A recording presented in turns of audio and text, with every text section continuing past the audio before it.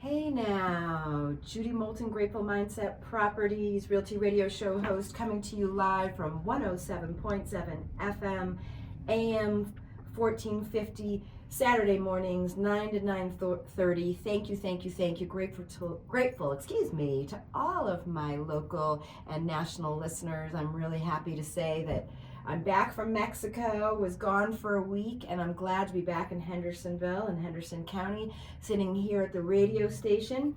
I have a couple of special guests this morning. I have Mike Morgan, Chief Communications Officer, and Marcus Jones, County Engineer. Both are Henderson County local officials here, and so please stick around. They've got a lot to share here about the Ecusta Trail, about Hurricane Helene, and sort of where we are now in today's world, and the different phases that we're in. I know those of you that know me know that I'm a Western North Carolina resource director. I was brought on as a volunteer right before the hurricane hit, and I continue to coordinate resources here in the area. But we're going to hear from Mike and Marcus too, and they'll chime in and about what they've been up to, so please again stick around. But before we do that, let's talk a little about real estate and why you listen to me week after week, and you check out gratefulmindsetproperties.com and Spotify and Facebook and all the lovely places that our radio show lives. And again, grateful to be here. So Judy Moulton, Grateful Mindset Properties Realty Radio Show host, broker in charge at Grateful Mindset Properties, buyer coach, and certified sellers expert here in Western North Carolina and beyond. Coming to you live on 107.7 FM and AM 1450 and online at gratefulmindsetproperties.com. Today's show is sponsored by Grateful Mindset Properties. From time to time we have sponsors. Well, today it happens to be us. So Grateful Mindset Properties strives not to be a success, but rather to be a value. We became a local hybrid real estate firm here in Lenox Park in Henderson County. We were founded in 2020. We serve Western North Carolina and beyond with a grateful mindset. We are local real estate experts. We take into account all the value that we bring from being consumer focused and genuinely focusing on advocacy and research and keeping people up to date about what they don't know that they don't know. So anyways, let's talk a little bit about interest rates, because I know that has been the talk of the town. You know, as people know, they change on a daily basis. Right now we are at 6.928% for the 30-year, 6.14 for the 15 years. So we're right under 7% for the conventional. You know, obviously you can buy points, you can buy down rates. Right now, equity loans, from what I understand from my local loan officer folks, home equity loans are better than bridge loans right now in terms of rates. So that's something for the consumer to kind of look at. You know, there's always products that you can find talking to your local banker, your local credit union, or a local loan officer. If you need more information on that, be sure to reach out to 828-290-0940 or check us out at gratefulmindsetproperties.com, where we have links where you can check in with folks about that. So talking about interest rates, let's talk a little bit about some information that was shared with me this morning. Rising interest rates can pose a significant challenge for home buyers. I mean, that's what we're seeing. We've been seeing it since probably about August. It's been about a 40% drop in home purchases from last year to this year. We started seeing it in August. It was actually pre-hurricane in Western North Carolina. It continues to be a buyer's market. We continue to see the interest rates rise. The plan is that even after January 20th, when the new administration is fully on board, the belief is that interest rates will continue to climb. So that means we continue to be more in a buyer's market. Sellers, you know, the median price point about a year ago was about $450,000 across the U.S. We're at about right under $400,000. We're at about $399,000 is the median price purchase point for homes in this country. We're definitely feeling that and seeing that in Western North Carolina. But rising interest rates can pose a significant challenge for home buyers as they increase the cost of borrowing, can make home ownership obviously less affordable. There are several strategies that prospective buyers can employ to navigate this environment effectively.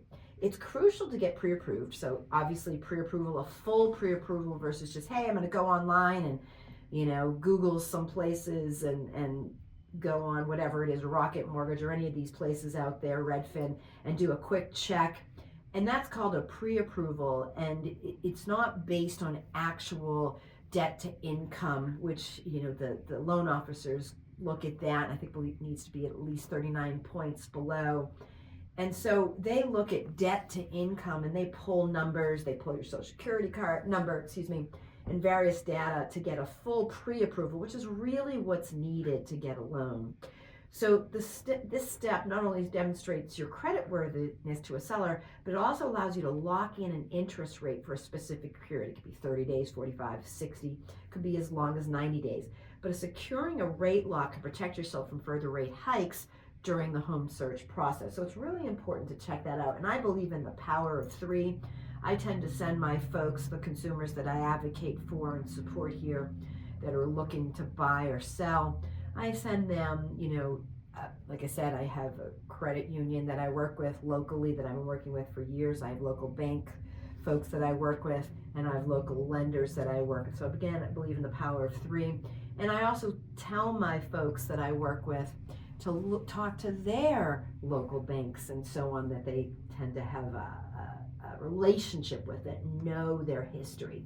But secondly, it's important to consider what's called an ARM, an adjustable rate mortgage, as an alternative to a traditional fixed rate. I talked about equity loan versus a bridge loan. VA loan, if you can go that way, or FHA tend to have the best, 100%, 100% coverage with no money down. But these are all products that are important to talk to your local lender folks, if you will. So real quick look at the real estate market in our local area coming soon. New listings tend to be really low right now, but please stick around as that continues to increase as we move into warmer days and warmer months. But I'd like to, with no further ado, I'd like to bring on, again, Mike Morgan, Chief Communications Officer here for Henderson County, and Marcus Jones, Henderson County Engineer. And let's hear what they have to say about what's going on with the Ecusta and anything else they'd like to share. So, guys, whoever'd like to go first, pick out of a hat. I don't know, Mike's smiling at me right now. I've got direct eye contact. I'm looking over, but you're pointing at Marcus. But hey, Mike, you want to go first? Well, Marcus is the man when it comes to this. One of my favorite segments we've done in the county is Talking Trash with Marcus Jones. Anything to do with trash, debris pickup, we're going to talk about some of that here in a little bit from the fallout from Hurricane Helene. But one thing we are going to talk about today is going to be the Ecusta Trail. A lot of people are really excited about the trail, and our hopes were going to be we would have probably had a ribbon cutting by now. I think that would have been the case, kind of somewhere close to this time of year. Okay. But unfortunately, we did have some damage from the storm, a few delays. And again, Marcus is the master of all that. I'm like his sidekick. I'm his Robin to his Batman. So I'm gonna let Marcus do the majority of the talking. But Marcus, there was a little bit of damage, I know, to the Ecusta Trail, but it wasn't as bad as what it could have been. Yes. First of all, of all the things I do with the county, it might be funny, but trash is really one of the most interesting things I do. You take it for granted, but there's a lot going on. Literally and figuratively, yes. Yeah. And for an engineer, it's got all the things engineers like to get involved with. But anyway, and plus talking trash does always sound pretty good. I guess specifically with the Ecusta Trail, which, my goodness, that had to be one of the most anticipated, or is one of the most anticipated projects that the county's been involved in. And we were set to have the trail ready, open for business in December. And unfortunately, it too did suffer impacts from Helene. Sure. I guess it was, all county employees were all hands on deck for at least 2 weeks after the event, doing storm-related duties, and county government functions were closed. And it was probably about 2-week mark when I was able to get out on the trail. I certainly would categorize the damage to the trail as much less than what I would have thought based on the impact, based on the magnitude of the storm. There are storms in our region that were just, they lost sections of trail and are going to have to rebuild sections of trail. And, were there parts of the trail that were harder hit than others, like Etowah, Brevard, or Transylvania versus Henderson, or not really? It was all, you couldn't really navigate to say, hey, this was worse than that. Yeah, I would say the damage was not isolated into one area. It was damage that was across the whole section of the trail, and the damage was fallen trees, of course. Sure. Just on and if your viewers aren't familiar, the trail we've got broken down into sections that currently we're into construction on the section from Hendersonville to Horseshoe, and then the section from Horseshoe to the county line and Transylvania section are currently under design. They're about 30% through with design. The Transylvania section's a little bit ahead of us, but we're going to catch them because that's our goal. Sure. And we hopefully we're able to with the help from the North Carolina Department of Transportation go to construction with the Horseshoe to the county line and the Transylvania side all at once. But the section that's under construction is kind of the one we're focusing on right now. And the damages were fallen trees, about 50 trees, and then the more common, most impactful part was scouring on the shoulders of the trail and partial pavement, because a good chunk of the trail has been paved actually. And maybe the worst part of the trail was at where it intersects with Hunter Glen Drive, which is right behind the post office in Horseshoe. That was probably the only small stretch, maybe 10 feet, that I wasn't able to drive over. And that's because the land sort of dips more there, or there's sort of a lower level, or? Well, the scour on the pavement was enough to where both sides were lost, and there wasn't a stretch of pavement wide enough to drive a vehicle. The contractor has since removed that section of trail and replaced it with gravel and our base material. But from there you can see that section, and also you can see, looking back towards town, where the shoulder and some of the pavement's been scoured, and that's pretty typical of the damage on the trail. And I said the best news is 6 brand new bridges were just put in. Oh, Gorgeous good. bridges, Good, all good. 6 of them are okay. That is exactly. That is unbelievable. So they finished the bridges? Bridges are in already. Yeah, bridges are in good. already on this first 6-mile section, and they're gorgeous bridges. And thank goodness. I've seen them personally walking our dogs. Well, and you were talking some, I know, in our meeting we had Wednesday morning, board meeting, just about the good job they did of kind of fixing some of the drainage around there. They kind of protected and kept those bridges where they are. Yeah, that's a good point, Mike. Believe it or Probably not, learned a lesson from the hurricane in terms of what we need to do differently, I'm guessing. well, and we got verification that our efforts to improve and modernize the drainage on the rail corridor. I mean, the rail corridor was put in 1885, I believe. So, Been and there for a long time. You just got here with the county. yeah, just started, and not the railroad and the rail corridor was abandoned for 25 years, and that was probably the most impact to the drainage. It wasn't routinely maintained. So we made sure during the design process that we not only replaced the drainage structures, but we re-engineered to make sure that they met the current criteria and updated storm and water, anticipated water that it would carry. And the drainage system did great. That's wonderful. Very little damage to the drainage systems, none to the bridges, and the primary damage was some to the pavement and the shoulders. But Gotcha. so good news there, and I think that's good news for operating the trail when it becomes open. Which we're looking probably more like June now. Is what That we're was my hoping we'll have question. it ready by Okay. June. Yeah, That's so our plans. the real impacts to the trail, if you want to quantify them, are engineers like to quantify things, right? Of course. I can't Numbers, spell what? Yeah. I can't spell quantify. What is that? Yeah, there's not enough numbers in that I don't understand. The schedule is impacted, obviously, so we obviously didn't make December. So we're looking at June, as Mike said. We're reopening the trail. I think that's a conservative estimate. I do think we can certainly match that, if not beat it. But the fact that we missed December, it put us into winter months. So those aren't ideal months for and they're construction. not ideal, absolutely. Yeah. So the real ground is frozen. Yeah, the real impacts from Helene yeah. weren't 6 months, but it's the fact that it put us into winter. Gotcha. And then, you know, there was a cost impact.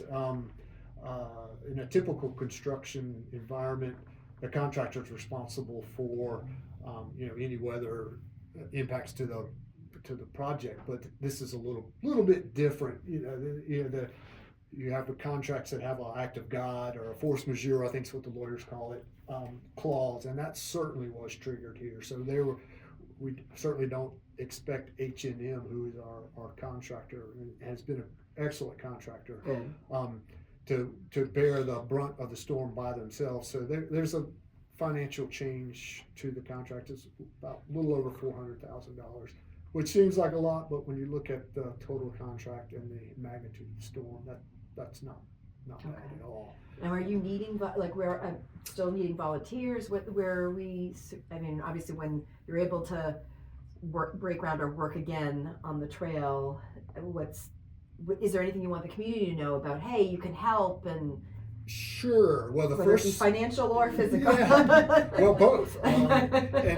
The first 6 miles is the domain of the contractor now. So it's really not a great place to walk the trail. You know, it's under construction, and now it has some damages from Helene. Mm-hmm. You know, we certainly don't have the resources to patrol it and make sure. And the contractors has told me that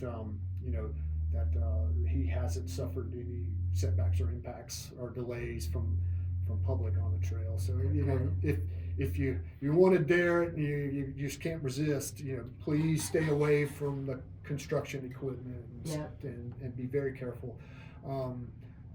Best not to travel that section. The other sections are at least on the Henderson County side are open. They're not improved at this point. The rails have been removed, but you're welcome to walk on those. And as far as help, the Friends of Ecusta Trail is a nonprofit organization, and they have been at it, you know, for the long run from the beginnings. When Chris Burns and Ken Shelton and some local folks put their heart and soul into making it happen, and put in a lot of work, and you know, and then once we get the money, I come on board and look like I'm what's making it happen. But that is by far not true. And the Friends of Ecusta have really been a big effort, and honestly, a significant amount of federal funding. There is no local property tax funds in the trail. There is some tourism money that is covering some of the local share. But no property tax. It's amazing. Wow. And it's 2 different grants or several grants. That's wonderful. 2 significant grants, and then definitely some local funding from the Friends of Ecusta and travel and tourism.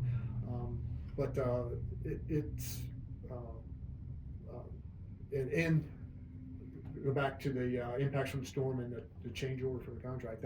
That's certainly within our contingencies, and it's not setting the project back. Good.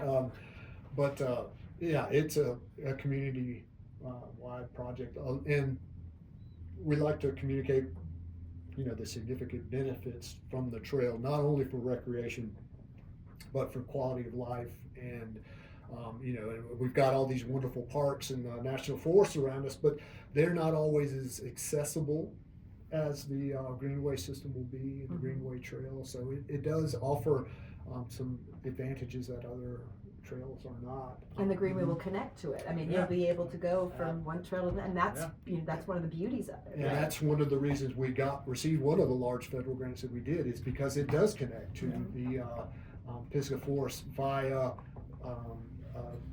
the city of Bavard's trail that goes into the forest. Just to remind folks too, this first phase pretty much goes from downtown, just right down the hill from the Welcome Center, kind of right there across the railroad track, across Church Street. Yep. And goes all the way to 64.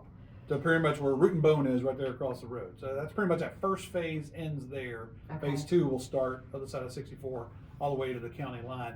I'm most excited about that one because that cool bridge that goes over the French Broad right there is going to be so cool because that is going to be like more pictures will be taken on that bridge probably than anywhere else Is that on where the you'll trail have the when ribbon, we get there. the ribbon cutting? Will it be over that way? Probably maybe the groundbreaking for phase 2, maybe somewhere nearby. Only Okay. then, by then, it actually went out. I went out probably a year and a half ago with our county manager and assistant county manager, and I was shooting some video. As I'm walking along, and Mr. Mitchell kept going, "Mike, be careful! Get away from the edge! What are you doing?" I was just trying to get some cool video. But that's going to be gorgeous. So, but that first 6 mile stretch is going to be great because you kind of wind through downtown a little bit and on down 64. A lot of businesses have already popped up there and are ready. Oh, I know, and with bike shops and everybody's, So a lot of excitement. I hate we had the delay, but in all honesty, a December ribbon cutting compared to a June ribbon cutting, Not really that it's going to be a bad. nice warm day. Yeah. It would have been That's cold true. if we did this That's a month true. ago. Yeah, Mike, Yeah. I don't. That sounds good. I think a lot of folks would There's probably. like delay. We would rather like to have a December ribbon cutting. But that's a good point. It is. Put a bright picture. But and of course. Proactive versus reactive. Yeah, Ecusta, of course, was affected. And Helene, what happened here September 27th is still just something that we're just it's gonna stick with us forever. Our county has literally changed forever. I mean, just look around and see everything. And the other thing Marcus has been extremely active in has been all the debris pickup in the county, which we say all the time is a marathon, not a sprint. So we'll make sure everybody knows that. This takes a while. And and when you look at like Hurricane Fred that hit, or Tropical Storm Fred that hit, Canton and Haywood County, a couple of years ago, they're still going through the debris process. So this takes a while. Yeah. And you're seeing that we call it the mulch mountains. You're seeing that like at Blue Ridge and some other places because we have collected so much. As a matter of fact, I was just looking at the most recent data that goes along with that. As of today, we've collected over 10,700 loads. I was going to ask. Okay. So almost 11,000 loads of debris pickup have been made, and that accounts for in cubic yards about 318,000 cubic yards of debris. Yeah, that's a lot. And does the dump have the capacity to? I mean, so well, the dumping station. What do you do? Because obviously you can't bring it all at once, and so like you're saying, it is. What do you say? What's the saying with the marathon? What did you say? It's a marathon, not a sprint. Okay. Good point, Judy. And fortunately, the FEMA debris, or the debris from the storm that FEMA is reimbursing the county for, which is a significant part because the magnitude of this and cost is well beyond what the county could cover. It is going to separate. It's taking a separate path from our transfer station out on Stony Mountain Road. So that debris is going straight to a final destination that's not us. So like the debris in the mulch is going to vendors and users of mulch. The repurposing, they're trying to find ways to reuse it and not create more trash. Right. Correct. Yeah, this is heavily regulated by FEMA, but not only that North Carolina Department of Environmental Quality is engaged in monitoring it as well to make sure that the material is taken to a compliant source, and that means a source that in a year is not going to be an illegal dump site, that it's going to be used and it's going to be used appropriately. The construction demolition debris from demolished houses, it will go straight to a construction and demolition landfill. As you know, our facility at Stony Mountain is a transfer station. We don't landfill materials there anymore. And transfer is exactly what it is. Yeah. The word means it's to transfer it somewhere. Yeah, little trucks come to us and big trucks leave us, and we just put it in the big trucks. But as Mike was mentioning, what's 300,000 cubic yards. That ends up being about 100,000 cubic yards a month that we're processing through the FEMA contractor. Our transfer station, a little bit over, but that per month is about what we're processing in a year at the transfer station, just to show that the heroic effort that's being made. And here's the honest, uncomfortable truth is that the amount we've processed to date is probably at best 20% of the material that's out there to pick up. So, it is a marathon. It's going to be measured in months, not So we weeks. can't say it's going to be years. We really don't know how long that's going to be. No, there's a lot of variables, and but we're going to be talking about and under the process of removing this debris for a while. That's the bad news. The good news, I like to tell folks, is that we really have a strong team that's there addressing it. The contractor was an on-call state contractor that we were able to mobilize days after the storm and get busy, helping us with cutting and shoving debris to get roads open, and now they're hauling debris. SDR, Southern Disaster Recovery, is the contractor. They are well experienced in this, have been in other events. And then, the county staff, with the exception of me, is hustling to try to keep up with SDR, and on top of the duties that we have otherwise. I'm just trying to keep my head from passing out, trying to keep up with everybody. And then, equally as important and much more heartfelt is our citizens that are just very understanding and patient with the process. I receive a lot of calls, and just about to a person, those calls end up, with the folks saying, "Yeah, I get it. I understand what we're up against, and what can I do to help?" And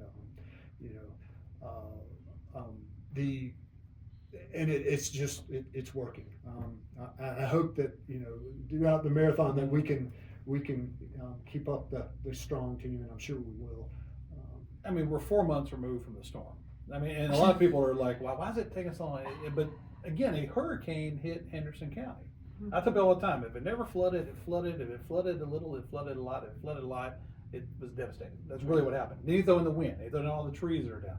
So it's just going to take a long time to get through this. And as I mentioned earlier, our county's changed. It is different today than it's ever been before. One of the largest natural disasters ever in the history of our country. And not just us, Asheville, Yancey County, Mitchell County. You just kind of go up the Blue Ridge Escarpment, you just kind of go right there. It was just, we took a direct hit, and it's just something we've never been through before. I pray we never go through it again. But I tell you what, and I don't want to just, something feel like I'm beating our chest here about the county. I'm very proud of everything that Marcus has done, that our team did, what we did as a county. He mentioned we all came to work. I was already working, long days and everything, but we told our county employees, "You're coming to work Monday. You're probably not going to do your job." But we had people out clearing trees. We had people doing stuff. We had people, we had people making, wellness checks on our residents to see how they're doing. And that, again, lasted for a couple of weeks. And then finally, we need to get back to running a county at some point in time. But it's been something we've never been through before. And I'm hoping, we'll be okay, in the not too distant future. But it's been a tough go. And the community at large. Yeah. So just to piggyback on that, the community at large, I posted, it's like been on social media, one street at a time, because it really was, like, when we were doing neighbors wellness check, like it took me, what would normally take me, a 2-minute walk took me like 20 minutes to go check on people, and it was unbelievable how many streets were down, trees right? And stuff. That's what blew me away. So many trees were down. Well, and that was another partner in this. That, just being locked down. NCDOT, Department of Transportation, it was absolutely unbelievable. The effort that they made to get the roads back rallied. open. Oh my God, And, we were so impressed in this county, in this community. Western North Carolina Strong. I was just in Mexico, and I had made stickers to pass out to people. It's like Western North Carolina Strong, because we really are a strong community. Yes, we are. And so, but anything you want to say, and before we thanks for having us, and just continue to preach patience, and we'll continue to get there. We are tough. There's no doubt. We are strong, like you said. And we've got a great website with off of HendersonCountyNC.gov. There's a whole page with a lot of information how to access FEMA benefits and everything. Reach out to us if you have any questions. Is there a number to call or an email besides the Off the top of website? The my head. website's really where you The direct website's people. the best way. There's a Okay. ton of information there. There's a And number on the there's- website. There's a number on the website. And there's links to everything on the website So too. hendersoncounty.nc.gov. /Helene. If you put /Helene. Helene, it'll take you So a right there. place for you to get more information. Ecusta, Friends of Ecusta is another place for people to kind of get updates. So thank you, Judy Moulton, Grateful Mindset Properties, Realty Radio Show host, 107.7 FM, AM 1450. Thank you so much for listening today, folks.